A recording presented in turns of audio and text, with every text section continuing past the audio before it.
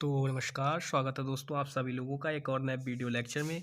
दोस्तों इसमें मैं आगे कंटिन्यू करूंगा। मैंने पिछली वीडियो में आपको क्रिस्टल जालक के बारे में बताया था और उसके प्रकार बताए थे, ठीक है। और उसके बाद संकुलन क्षमता भी बताई थी मैंने आपको, और अपनी समन्वय संख्या भी मैंने बताई थी कि कौन कौन सी जो आपकी एकक कोष्टिकाएँ होती हैं उनमें आपकी समन्वय संख्या क्या होती है और संकुलन क्षमता कितने प्रतिशत होती है। ये सारी चीज़ें मैंने आपको बताई थी। तो आज की वीडियो में हम कंटिन्यू करेंगे कि रिक्तियाँ क्या होती हैं, रिक्तियों के बारे में हम जानकारी लेंगे। तो सबसे पहले मैं बात करता हूं कि रिक्तियां क्या होती हैं। दोस्तों इसके नाम से ही स्पष्ट है कि रिक्ति यानी कि खाली स्थान, कोई ना कोई जगह खाली जरूर बचेगी। तो चलिए पढ़ते हैं अपनी परिभाषा। तो देखिए, जब कोई क्रिस्टल जालक, ठीक है, जब कोई क्रिस्टल जालक सघन संकुलित होता है। अब ये संकुलन क्षमता की बात हो रही है यहाँ पे, यानी कि सघन मतलब पूर्ण रूप से संकुलित होता है, यानी कि पूर्ण रूप से वो होता है। तो क्या होता है उसमें क्या होता है, कुछ खाली स्थान बच जाता है। यानी कि मान लीजिए संकुलित होने में मान लीजिए कोई अवयव, यानी कि जो उसका अवयवी कण है वो इधर उधर हो गया या बाहर निकल गया या अपने स्थान को छोड़कर किसी अन्य स्थान पर चला गया, तो क्या होता है उसका जो आदर्श स्थिति होती है उसमें कुछ विचलन हो जाता है, यानी कि उसमें कुछ स्थान खाली बच जाता है। वही क्या कहलाता है आपका, रिक्ति। उसी को क्या कहते हैं, हम रिक्ति कहते हैं, ठीक है। वही आपकी रिक्तियां कहलाती हैं। तो ये इसकी डेफिनेशन है। उसके बाद हम आगे बढ़ते हैं कि रिक्तियां कितने प्रकार की होती हैं। तो दोस्तों आपकी जो रिक्तियां होती हैं ये 3 प्रकार की होती हैं। कौन कौन सी होती हैं? एक तो त्रिकोणीय रिक्ति होती है, दूसरी चतुष्फलकीय रिक्ति होती है और चौथी अष्टफलकीय रिक्ति होती है। तीसरी, चौथी नहीं तीसरी, ठीक है। तो बात करते हैं त्रिकोणीय रिक्ति। अब त्रिकोणीय रिक्ति किस प्रकार की होती है ये देखिएगा दोस्तों। तो त्रिकोणीय रिक्ति कुछ इस प्रकार की होती है, पहले पढ़िए कि वह रिक्ति जिसमें अवयवी कणों के मध्य जो खाली स्थान होता है वो एक त्रिविम ज्यामिति में होता है। अब भैया त्रिविम ज्यामिति कैसी होती है ये बताएं। तो देखिए कुछ इस प्रकार की रिक्ति होती है। मान लीजिए ये कोई अवयवी कण है, ये अवयवी कण है, एक ये अवयवी कण है और एक ये अवयवी कण है। अब इन तीनों अवयवी की कण, हालांकि आपको इनके मध्य खाली स्थान नहीं दिख रहा होगा क्योंकि ये बहुत ही नैनोमीटर में होता है। तो ये कुछ इस प्रकार का खाली स्थान बचेगा, ये इस प्रकार का। यानी कि अगर इसमें हम खाली स्थान देखेंगे तो जितना भी छोटा होगा वो इस प्रकार का होगा। और इसी को हम क्या कहेंगे दोस्तों, इसी को हम बोलेंगे त्रिकोणीय रिक्ति। इसी को हम क्या बोलेंगे, त्रिकोणीय रिक्ति बोलेंगे इसी को दोस्तों। इसी को हम क्या बोलेंगे, त्रिकोणीय रिक्ति। आई होप कि आप समझ गए होंगे त्रिकोणीय रिक्ति क्या होती है। अब बात करते हैं चतुष्फलकीय रिक्ति क्या होती है। अब इसमें देखिए, इसमें एक चीज और बढ़ जाएगी, वो क्या है, देखिए चतुष्फलकीय रिक्तियां यानी कि वह रिक्तियां जिसमें अवयवी कणों के खाली स्थान से बनी होती हैं। यानी कि इसमें भी क्या होगा, अवयवी कणों में जो होगा कुछ खाली स्थान बच जाएगा, वही क्या कहलाता है भैया, इनकी जो है खाली स्थान से बनी रिक्ति जो होगी वो कैसी होगी, एक तो त्रिविम ज्यामिति में होगी और वृत्तीय, यानी त्रिविम और वृत्तीय दोनों ज्यामिति में होगी। अब भैया इसे हम कैसे करके बनाएं, इसे हम कैसे करके बनाएं, तो ये कुछ इस प्रकार से होगी। मान लीजिए ये इसका एक कण ये रहा, एक कण ये रहा और एक कण ये रहा, ठीक है। तो ये देखो ये छोटा सा त्रिभुज जैसा बना और फिर ये कण ये रहा, ये 4 कण हैं। अब ये 4 कणों से पता है कैसी ये बनेगी, कुछ इस प्रकार की रिक्ति, ये इस प्रकार की रिक्ति बनेगी। अब ये रिक्ति जो बनी ये आपकी कैसी कहलाएगी भैया, चतुष्फलकीय रिक्ति कहलाएगी। कैसी, चतुष्फलकीय रिक्ति, ठीक है। आई होप कि इस वक्त के बारे में भी आप समझ गए होंगे। देखिए बोर्ड में ये कम से कम 2 से 3 नंबर की पूछी जाती हैं, तो इनको ध्यान रखिएगा कि रिक्तियां क्या होती हैं, वर्णन करें। इस प्रकार से क्वेश्चन बन जाता है, तो इनको ध्यान दीजिएगा, ठीक है। उसके बाद हम बात करते हैं अष्टफलकीय रिक्ति क्या होती है। अब अष्टफलकीय रिक्ति में हम बात करते हैं दोस्तों, ये किस प्रकार की होती है। तो इसमें क्या होता है, इसके 2 अवयवी कणों के मध्य समान खाली स्थान होता है। यानी कि कैसे करके, मान लीजिए ये एक कण रहा आपका, ये एक कण रहा, ये एक कण रहा, ठीक है। तो अब क्या करेंगे, ये एक कण इसके ऊपर से, ये एक कण इसके ऊपर से, ये एक कण ऊपर से, अगर हम इन दोनों के मध्य, अगर इन दोनों के मध्य और इन दोनों के मध्य और इन दोनों के मध्य अगर हम खाली स्थान देखेंगे तो वो समान होगा। और ऐसा समान स्थान से जो रिक्ति बनती है उसे हम क्या कहते हैं भैया, अष्टफलकीय रिक्ति कहते हैं। यही रिक्ति क्या कहलाती है आपकी, अष्टफलकीय रिक्ति कहलाती है, ठीक है। समझ गए, आई होप कि आप समझ गए होंगे। चलिए आगे चलते हैं, आगे चलते हैं दोस्तों। आगे है हमारा क्वेश्चन क्रिस्टल का घनत्व। क्रिस्टल का घनत्व क्या होता है, यानी डेंसिटी ऑफ क्रिस्टल। तो देखिए किसी क्रिस्टल के द्रव्यमान तथा आयतन का अनुपात उस क्रिस्टल का घनत्व कहलाता है। दोस्तों ये तो वही बात हो गई ना कि इसके बारे में हम जानते थे लेकिन फिर भी हमको पता नहीं था। जैसे आपने फर्स्ट ईयर क्लास में फॉर्मूला पढ़ रखा होगा कि घनत्व बराबर द्रव्यमान बटे आयतन। बताओ पढ़ रखा है नहीं पढ़ रखा है? आई होप कि पढ़ रखा होगा। अब इसको हम सॉल्व कैसे करके हमें याद रखें, तो देखिए यही इससे परिभाषा बनती है। क्रिस्टल का घनत्व अगर आपसे पूछ ले कि बताओ क्रिस्टल का घनत्व क्या होता है, तो आप बोलोगे कि क्रिस्टल के द्रव्यमान तथा क्रिस्टल के आयतन का जो अनुपात होता है वही क्रिस्टल का घनत्व कहलाता है। अब घनत्व को हम किससे प्रदर्शित करते हैं? स्मॉल डी से प्रदर्शित करते हैं, यानी कि स्मॉल डी बराबर आपका ये फॉर्मूला बन जाता है, स्मॉल डी बराबर Z M upon B N A. B क्या हो गया भैया? ये बी क्या हो गया? अब ये बी बताएं भैया, तो ये क्या होगा? बी यहाँ पे हमारा आयतन हो जाएगा, मैं यहाँ पे लिख देता हूँ। जेड एम ये आपका क्या होगा भैया? द्रव्यमान हो जाएगा, क्रिस्टल का द्रव्यमान हो जाएगा जेड एम। ठीक है, जेड एम हो जाएगा आपका क्रिस्टल का द्रव्यमान, क्रिस्टल का द्रव्यमान और ये बी जो होगा इसका आयतन हो जाएगा क्रिस्टल का। ठीक है, ये क्रिस्टल का आयतन हो जाएगा बी। ठीक है, और एन ए जो है वो है भैया, देखिए एन ए को मैंने लिख रखा है, जहां एन ए अवगाद्रो संख्या है जिसका मान, दोस्तों ये बहुत ही इंपॉर्टेंट है और ये विकल्प में पूछ लिया जाता है, तो इसको याद रखने का। ठीक है, कि जहां एन ए अवगाद्रो संख्या है जिसका मान होता है 6.023 इंटू 10⁻²3। अब हम इसको याद कैसे रखें? देखिए इसको याद रखने का बिल्कुल सिंपल तरीका है, आपको 6.023 याद रखना है और बस इस 23 से ही इसकी घात लगा देनी है बहुत ही आराम से। यानी कि अवगाद्रो जो संख्या होती है उसकी जो वैल्यू होती है 6.023 इंटू 10⁻²3, यानी कि 23 या 18। अब जो जिस हिसाब से आपको याद हो जाए, 10 की घात 23 भी बोल सकते हो या 10⁻²3 भी बोल सकते हो, जो आपको पसंद आए वो बोल सकते हो। ठीक है, अब देखिए इसके बाद हमारा टॉपिक आता है बिंदु दोष। बिंदु दोष क्या होता है? बहुत ही ईजी टॉपिक है और इसको हम बहुत आराम से, चलिए दोस्तों बिंदु दोष। अब देखिए बिंदु दोष, इसमें नाम से ही हमें लग रहा है कि इसमें कुछ ना कुछ तो विचलन होगा, कुछ ना कुछ तो दिक्कत आएगी इसमें। तो चलिए पढ़ते हैं कि हमें इसमें क्या दिक्कत आने वाली है। तो देखिए बिंदु दोष क्या होता है कि किसी क्रिस्टलीय ठोस में उसके अवयवी कणों के जो विचलन से जो त्रुटि उत्पन्न होती है वही बिंदु दोष कहलाती है। यानी कि मान लीजिए कुछ इस प्रकार से मैं आपको बनाकर दिखाता हूँ, यहाँ पे आप जरा ध्यान दीजिएगा।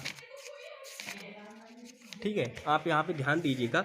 मान लीजिए जैसे ये कोई क्रिस्टल है, अब इसमें ये कण हैं उसके। ठीक है, ये क्रिस्टल ये ठोस है, ये उसके कण हैं। अब ये कण की, अब ये क्या है? इसकी आदर्श स्थिति है। कैसी है? आदर्श स्थिति है अभी इसकी।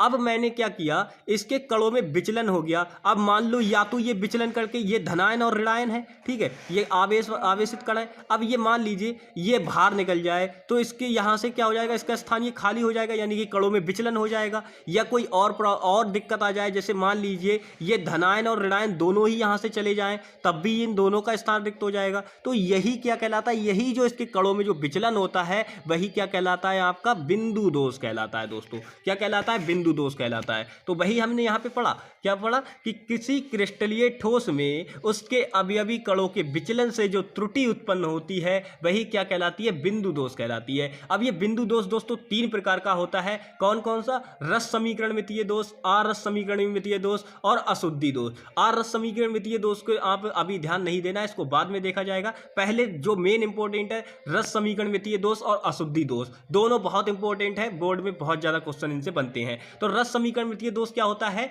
बिल्कुल सिंपल सा, छोटी भाषा में याद रखो, जिसमें धनायन तथा ऋणायनों का जो अनुपात होगा वो क्या होगा? 1:1 होगा, तो वो आपका रस समीकरण मितीय दोष कहलाएगा। जैसे यहाँ पे देखिए कि धनायनों तथा ऋणायनों का जो अनुपात होगा वो 1:1 होगा, तो भैया ये कौन सा दोष हो जाएगा? आपका रस समीकरण मितीय दोष हो जाएगा। अब ये रस समीकरण मितीय दोष में आपने ये बताया, जरा इसका हमें डेरिवेशन करो, थोड़ा सा हमें समझ में नहीं आया। आई होप कि आपके दिमाग में ये प्रश्न बन रहा होगा। तो चलिए इसको समझाता हूँ मैं। सबसे पहले इसमें मैंने बताया तो दोस्तों जो मैंने बताया वो आप ध्यान से सुनना। आपको करना क्या है इसमें, मैंने बोला कि जो उसके अवयवी कण हैं, यानी कि जो धनायन तथा ऋणायन है, उनका जो अनुपात होगा वो क्या होगा? 1:1 होगा। ये मैंने बताया आपको। तो आपको करना क्या है, मैंने ये क्रिस्टल लिया, मैंने क्या लिया? क्रिस्टल, ये ठोस लिया कोई, उसमें अवयवी कण हैं, यानी कि 1 2 3 4 5 6, ठीक है, 1 2 3 4 5 6, ठीक है। अब ये है, अब जरा ध्यान से देखो, इसमें अगर मैं बोलूँ कि ये आपके धनायन है, ये आपके ऋणायन है, तो आप ये तो समझ गए। बताओ अब ये क्या है, कोई क्रिस्टलीय ठोस है। ये क्या है आपका क्रिस्टलीय ठोस है, क्रिस्टलीय ठोस। अब मैंने आपको बताया कि ये आपके धनायन है, ये आपके ऋणायन है। जरा इनकी काउंटिंग करो कितने हो रहे हैं कुल, ये दो ये दो ये दो, यानी कि छः आपके धनायन और 6 आपके ऋणायन है। अगर इनका मैं अनुपात निकालूं तो 6/6 यानी कि 1:1। तो ये ऐसा जो दोष होगा ये क्या कहलाएगा आपका दोस्तों, ये आपका बिंदु दोष और रस समीकरण मितीय बिंदु दोष कहलाएगा। बस यही है आपका रस समीकरण मितीय दोष। अब ये कितने प्रकार का होता है ये देख लेते हैं भैया। तो ये आपका जो है रस समीकरण मितीय दोष जो होता है ये 2 प्रकार का होता है। पहला होता है रिक्ति दोष, ठीक है, पहला होता है रिक्ति दोष आपका, और दूसरा होता है अंतरकाशी दोष। अब इनके बारे में भी हम पहले डीपली देखेंगे कि क्या क्या होते हैं। सबसे पहले हम बात करते हैं रिक्ति दोष की। तो रिक्ति दोष को जरा आप देख लीजिए ध्यान से। इसमें क्रिस्टल के एक अवयव को निकाल लिया जाता है, यानी कि कुछ इस प्रकार से, मैं आपको बनाकर दिखाता हूं, कुछ इस प्रकार से होता है। चलिए देखिए भैया, मैंने बताया रिक्ति दोष। अब इसमें क्या होगा, मैं कोई क्रिस्टलीय ठोस ले लेता हूँ, कोई भी क्रिस्टलीय ठोस, मेरी इच्छा, ठीक है। तो ये मैंने क्रिस्टलीय ठोस लिया, ये इसके अवयवी कण हो गए, ठीक है, ये इसके क्या है अवयवी। अब जरा ध्यान से देखो, इसमें ये क्या है इसके भैया, ये आपके अवयवी कण है और ये आपका क्रिस्टलीय ठोस है। अब इसको जरा ध्यान से देखो, इसमें जरा कणों को गिनो। ये आपके, ये क्या है, ये आपके प्लस आयन है, यानी कि ये आपके धनायन है, और ये आपके क्या है ऋणायन है। अब यहाँ पे सोचने वाली क्या बात है, मैंने बोला रिक्ति दोष कब होता है। रिक्ति दोष तब होगा जब कोई अवयव होगा, यानी कि कोई अवयवी कण होगा, वो अपने क्रिस्टल को छोड़कर वहाँ से, मतलब क्रिस्टल में से निकाल लिया जाए उसको। तो मैं क्या करता हूँ, यहाँ से जरा पहले आप ये बताओ कि ये रस समीकरण मितीय दोष का उदाहरण है, तो इसकी हमें जरा कुछ बताओ तो सही, आइडेंटिटी तो कैसे करें कि ये रस समीकरण मितीय दोष ही है। तो मैं आपको बता रहा हूं ना, जरा इनको गिनो, 1 2 3 4 5 6 7 8, यानी कि 8 ऋणायन है, 1 2 3 4 5 6 7 8, 8 ही धनायन है, यानी कि 1:1। ये आ गया, ये रस समीकरण मितीय दोष है, बताओ। बिल्कुल। अब जब ये रस समीकरण मितीय दोष है तो इसमें आगे अब हमें क्या करना है, रिक्त दोष दिखाना है, रिक्ति दोष। तो रिक्ति दोष दिखाने के लिए हमें क्या कंडीशन बतानी है कि भैया क्रिस्टल में से क्या किया जाता है, जो हमारा अवयवी कण होता है उसको निकाल लिया जाता है। यानी कि अगर मैं मान लो इसमें से एक धनायन निकाल लूं तो ये तो इसकी आदर्श स्थिति हो गई। ये क्या है इसकी आदर्श स्थिति, ये इसकी क्या है आदर्श स्थिति है, ये क्या है इसकी आदर्श स्थिति है। अब मैं इसमें से एक कण निकाल लूं, यानी कि एक कण, चलो मैं निकाल लेता हूं भैया।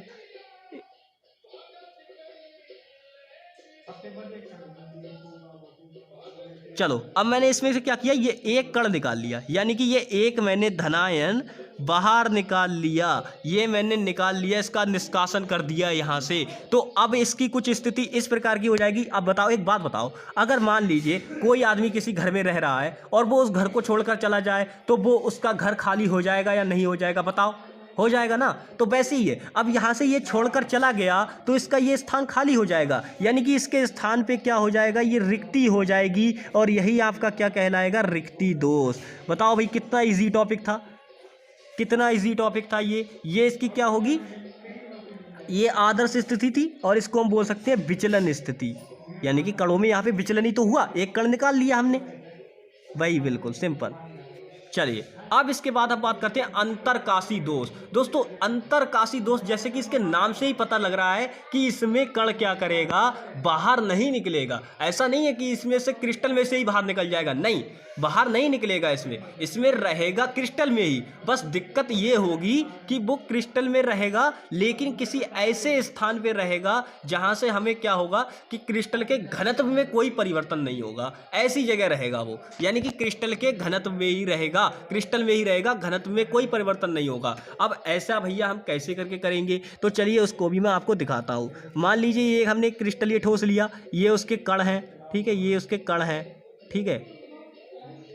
अब कण आप जानते हो, ये आपके धनायन है दोनों ये वाले, और ये आपके ऋणायन है, ये पॉजिटिव है और ये निगेटिव है। अब देखो, अब इसमें मैंने क्या बताया, ये तो इसकी आदर्श स्थिति हो गई, आदर्श स्थिति, आदर्श स्थिति, आदर्श स्थिति हो गई। अब मैंने बताया कि ये क्या करेगा, अपने एक ये मान लीजिए कोई भी पॉजिटिव, चलो मान लीजिए मैंने निगेटिव आयन ने ऐसा किया, आपकी निगेटिव आयन ने हरकत की है, तो निगेटिव आयन कुछ इस प्रकार की हरकत करेगा, यानी कि ये 1 2 3 4, 1 2 3 4, और 1 2 3 4, और ये 1 2 3। अब ये मान लीजिए यहाँ पे जरा क्रिस्टल में देखो इधर भी जगह खाली है, इधर भी जगह खाली है, यहाँ भी जगह खाली है, और ये स्थान जो खाली स्थान मैं आपको ये डिनोट करके दिखा रहा हूँ, यही कौन सा स्थान कहलाता है? अंतरकाशी स्थान कहलाता है। ये जो स्थान है यही क्या कहलाता है आपका? अंतरकाशी स्थान कहलाता है दोस्तों, अंतरकाशी स्थान कहलाता है। अब ये कण क्या करेगा? ये जो चौथा वाला जो मैंने ऋणायन बताया कि ये क्या करेगा? क्रिस्टल में ही किसी स्थान पर जाके बैठ जाता है। अब ये यहाँ से क्या करेगा? यहाँ से उठ के मान लीजिए इस खाली स्थान पे आके बैठ गया, तो ये क्या कहलाएगा? इसके स्थान पे तो रिक्ति हो जाएगी, लेकिन पता नहीं चलेगा ना, क्योंकि ये क्रिस्टल से बाहर ही नहीं गया। तो इस प्रकार का दोष कैसा कहलाता है भैया? अंतरकाशी दोष कहलाता है। यही आपका क्या कहलाता है? अंतरकाशी दोष कहलाता है। जैसे कि इसकी परिभाषा में लिख भी रखा है कि इसमें क्रिस्टल का कोई अवयव अपने क्रम से विचलन करके अपना स्थान बदल लेता है, यही अंतरकाशी दोष कहलाता है। आई होप कि दोस्तों अंतरकाशी दोष भी आपको समझ में आ गया होगा। इसके बाद हम बात करते हैं कि अशुद्धि दोष। देखिए मैंने दो प्रकार के आपको बताए थे, रस समीकरण वित्तीय दोष आपको दो प्रकार के बताए थे, दोनों के दोनों मैंने आपको बता दिए हैं। पहला रिक्ति दोष होता है, दूसरा अंतरकाशी दोष होता है। अब बात करेंगे अशुद्धि दोष, जो कि बिंदु दोष का तीसरा प्रकार है। बिंदु दोष का तीसरा प्रकार है, जरा यहां पे ध्यान से देखिएगा, ये बिंदु दोष का तीसरा प्रकार है अशुद्धि दोष। ये क्या कहता है कि जब क्रिस्टल में कुछ अशुद्धियां मिला दी जाए तो उसमें जो दोष उत्पन्न होता है वही अशुद्धि दोष कहलाता है। इसके नाम से जब क्रिस्टल में हम कुछ अशुद्धियां मिला दें तो जो उसमें उत्पन्न दोष होता है वही क्या कहलाता है? अशुद्धि दोष कहलाता है। दोस्तों आई होप कि ये समझ में आ। चलिए फिर देखते हैं आगे। अशुद्धि दोष मैंने बोला आपको दो प्रकार का होता है, कौन कौन सा? साटकी दोष और फ्रैकल दोष। दोस्तों दोनों के दोनों बहुत ज़्यादा इंपॉर्टेंट है बोर्ड एग्जाम को लेकर। तो सबसे पहले हम बात करते हैं साटकी दोष, इसमें क्या होता है। तो दोस्तों ये साटकी नामक वैज्ञानिक ने इसकी खोज की थी 1930 ईस्वी में, और इसके अनुसार बात क्या है कि इसमें क्या होता है? समान आकार के, इसमें क्या होगा? समान आकार के धनायन तथा ऋणायन, यानी कि समान आकार के पॉजिटिव आयन और समान आकार के निगेटिव आयन क्या करते हैं कि अपना स्थान छोड़कर क्रिस्टल से बाहर निकल जाते हैं। और ध्यान रखना फ्रैकल दोष जो होता है वो उसका उल्टा होता है और कुछ नहीं होगा फ्रैकल दोष में, ठीक है। तो यानी कि समान आकार के धनायन तथा ऋणायन क्रिस्टल से अपना स्थान छोड़कर बाहर निकल जाते हैं, जिससे क्या होता है यार? एक बात बताओ, कोई है वहां पर रह रहा है तो और वो अपनी जगह छोड़कर चले जाए तो उसका स्थान ऑब्वियसली खाली हो जाएगा। तो वही है यहाँ पे क्या है कि जिसके कारण उनकी जगह जो होती है, यानी कि उनका जो स्थान होता है, जिस जगह वो रह रहे होते हैं, वो खाली हो जाता है। अब यही साटकी दोष आपका कहलाता है। यानी कि साटकी दोष को अगर मैं कुछ आपको इसको बनाकर दिखाऊं तो कुछ इस प्रकार का होगा, इस प्रकार का होगा। चलिए मैं बनाकर दिखाता हूं आपको। ये क्या है? पॉजिटिव आयन, ये दूसरा पॉजिटिव आयन, ये तीसरा पॉजिटिव आयन, ये चौथा पॉजिटिव आयन, ठीक है। ये नेगेटिव आयन, ये नेगेटिव आयन, ये नेगेटिव आयन, ये नेगेटिव आयन, ये पॉजिटिव, ये पॉजिटिव, ये वाला भी पॉजिटिव, ये वाला भी पॉजिटिव। अब कुछ ये इस प्रकार से जुड़े हुए होंगे आपस में, ठीक है, कुछ इस प्रकार से, इस प्रकार से, ठीक है, ऐसे करके जुड़े हुए होंगे आपस में, ये इस प्रकार से, ठीक है। अब देख रहा, अब इसमें देखो ये जो आपके सामने आकृति बनी हुई है ये कोई क्रिस्टल है हमारे पास। अब मैंने बोला कि इनका जो धनायन है और ये ऋणायन है, इनका आकार कैसा है दोस्तों? समान है, समान आकार के हैं। पहली बात तो ये ध्यान रखनी है। अब ये करेंगे क्या कि ये क्रिस्टल से बाहर निकल जाएंगे। यानी कि अगर मान लो ये दो अगर छोड़कर जाते हैं, जरूरी नहीं है यही दो जाएंगे, ये दो भी जा सकते हैं, ये दो भी जा सकते हैं, वो दो ही जाएंगे चाहे कोई से जाए, यानी कि जोड़े से ही जाएंगे। ऐसा नहीं है कि इकल्ले रिलायंस चला जाएगा, नहीं, दोनों जोड़े से जाएंगे। तो मान लीजिए ये दो निकल गए, अब ये दो निकल गए तो ये तो क्रिस्टल की कैसी हो गई? आदर्श स्थिति हो गई, ठीक है, ये आदर्श स्थिति हो गई इसकी। अगर विचलन स्थिति की मैं बात करूं तो ये दो कण यहां से निकल जाएंगे और इनका स्थान कैसा हो जाएगा? खाली हो जाएगा। और यही क्या कहलाता है आपका भैया? साटकी दोष कहलाता है, साटकी दोष कहलाता है यही, ठीक है। आई होप कि आपको साटकी दोष समझ में आ गया होगा। अब देखिए आप बोल रहे थे कि फ्रैकल दोष, तो चलिए फ्रैकल दोष भी मैं आपको बताता हूं कि फ्रैकल दोष क्या होता है। सबसे पहले साटकी दोष के गुण देख लीजिएगा। चलिए दोस्तों सबसे पहले हम बात करेंगे साटकी दोष के जो गुण होते हैं उनके बारे में। जैसा कि मैंने बताया सब कुछ वैसा ही होगा, कोई चेंज नहीं होगा। मैंने बोला ये समान आकार के धनायन तथा ऋणायन वाले यौगिकों में पाए जाते हैं। बताओ मैंने पीछे बताया था कि नहीं बताया था कि धनायन तथा ऋणायन का जो आकार होगा वो समान होगा, ये मैंने आपको पीछे बताया था। उसी प्रकार यहाँ पे आगे देखिए ये दोष, ये पॉइंट आपको याद रखना है, ये दोष जो होता है वो उच्च समन्वय संख्या वाले यौगिकों में पाया जाता है। और इसमें ध्यान रखना इसमें क्या होता है। अब आप ये बोलोगे तीसरा पॉइंट हमें समझ में नहीं आ रहा है, तो भैया बहुत इजी है इसको समझना। कैसे? साटकी दोष में क्रिस्टल का घनत्व घटता है। अब क्यों घटता है उसका रीजन मैं इधर बताया हूं क्यों घटता है भाई? उसका इसलिए घटता है। अच्छा ये बात बताओ, ये पॉजिटिव आयन है, ये निगेटिव आयन है, यानी कि ये धनायन है, ये ऋणायन है। अब ये निकलेंगे क्रिस्टल से तो भैया बताओ, इनका कुछ ना कुछ तो घनत्व होगा, कुछ ना कुछ तो इनकी डेंसिटी होगी, कुछ ना कुछ तो आयतन में इनका द्रव्यमान रखा हुआ होगा। तो वो जब निकल जाएगा तो डेंसिटी में कमी होनी है यार, सिंपल बात है। तो बस वही इसका गुण है। तो ये तो हो गए साटकी दोष के 3 गुण, इनको आप याद रख लीजिएगा क्योंकि ये पूछ लिए जाते हैं। चलिए उसके बाद अब बारी आती है फ्रैकल दोष की, जो कि लास्ट अशुद्धि दोष है। अब इसकी खोज रूसी वैज्ञानिक थे एक, उन्होंने की थी 1928 ईस्वी में, 1928 ईस्वी में की थी। इसमें क्या होता है, इसमें धनायन अपने स्थान को छोड़ के, याद रखना इसमें बोल रहा है धनायन, ऋणायन नहीं बोला है, ना ही जोड़ा बोला है। इसमें बोला है कि धनायन क्या करता है, अपने स्थान को छोड़कर क्रिस्टल में ही किसी अंतरकाशी स्थान पर चला जाता है। यही क्या कहलाता है, आपका फ्रैकल दोष कहलाता है। अब फ्रैकल दोष के पहले गुण देख लीजिए, उसके बाद मैं आपको फ्रैकल दोष को समझाता हूँ आगे। तो इसमें क्या होगा, इसमें धनायन तथा ऋणायन के जो आकार होगा उनमें बहुत अंतर होता है। यानी कि मान लीजिए अगर आपका धनायन छोटा होगा तो जो आपका ऋणायन होगा वो बहुत बड़ा हो सकता है, या ऋणायन अगर आपका छोटा है तो धनायन बड़ा होगा, लेकिन अंतर बहुत होगा। और ये बात बिल्कुल उल्टा हो जाएगा। मैंने बोला था साटकी दोष और फ्रैकल दोष एक दूसरे के उल्टे होते हैं। यह दोष क्या होता है, निम्न समन्वय संख्या वाले यौगिकों में पाया जाता है। और पूरी बात, क्रिस्टल का घनत्व अपवर्तित रहता है। मुझे ये पॉइंट समझाना है। क्यों समझाना है, क्योंकि इसमें बिल्कुल बहुत ही इजी तरीका है और बहुत इजी से आप समझ जाओगे। कैसे, चलिए यहाँ पे मैं बताता हूँ आपको। फ्रैकल दोष, फ्रैकल दोष के लिए मैंने बताया, मैं चलो पॉजिटिव आयन को थोड़ा सा बड़ा ले लेता हूँ, तो मुझे नेगेटिव आयन ऑब्वियसली छोटा लेना होगा, ठीक है। ये मैंने ले लिया। अब मैं नेगेटिव आयन को क्या करता हूँ, छोटा ले लेता हूँ, क्योंकि हमें अपनी लैंग्वेज को बनाना है, ठीक है। ये पॉजिटिव आयन फिर बड़ा, कुछ इस प्रकार से। अब जरा ध्यान से देखो इसको, मैं पहले इसको बना लूँ पूरी तरीके से।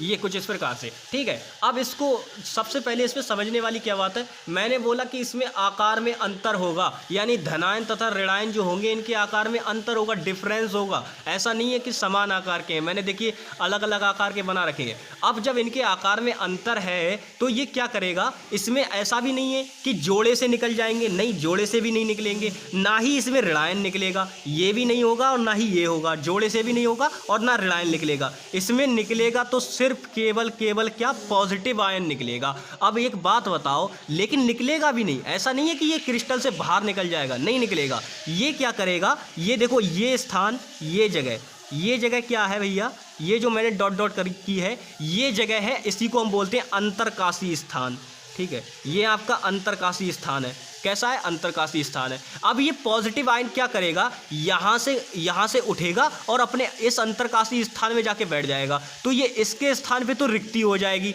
लेकिन ये क्या करता है, चोरी इसकी पकड़ी नहीं जाती। क्यों नहीं पकड़ी जाती है, क्योंकि क्रिस्टल का घनत्व तो वही रहता है यार। क्या है यहाँ पे, ये इसका आकार थोड़ी ना बदल जाएगा, आकार तो सेम ही रहने वाला है। तो यहाँ से क्या करता है, ये उठ के क्या करता है, अंतरकाशी स्थान में चला जाता है। मान लीजिए, ऐसे समझ लीजिए, ये कोई बंदा है यहाँ पे कमरे में बैठा हुआ है, अब उसको गर्मी लगी तो वो क्या किया, बरामदे में जाके बैठ गया। अब है तो घर में ही, बाहर थोड़ी ना है तो घर में ही। तो किसे पता चल रहा है कि बंदा घर में, कमरे में नहीं है अभी इस समय, वो तो यही बोलेगा कि घर में है। तो इसी प्रकार से हमने यहाँ पे क्या सीखा कि भैया क्रिस्टल का घनत्व अपवर्तित रहता है। अब ये है तो, यानी कि यहाँ से तो उठ के अंदर ही तो गया है अंतरकाशी स्थान में, कहीं और कहीं बाहर तो नहीं निकला, तो यानी कि घनत्व में कोई परिवर्तन नहीं होगा। तो घनत्व इसका कैसा रहता है, अपवर्तित रहता है, जो कि यहाँ पे लिख रखा है आपके लिए। यानी क्रिस्टल का घनत्व फ्रैकल दोष में अपवर्तित रहता है। तो आई होप दोस्तों आज की वीडियो आपको समझ में आई होगी। आज की वीडियो में बस इतना ही, मिलेंगे नेक्स्ट वीडियो में, तब तक के लिए bye bye, take care and जय हिंद दोस्तों।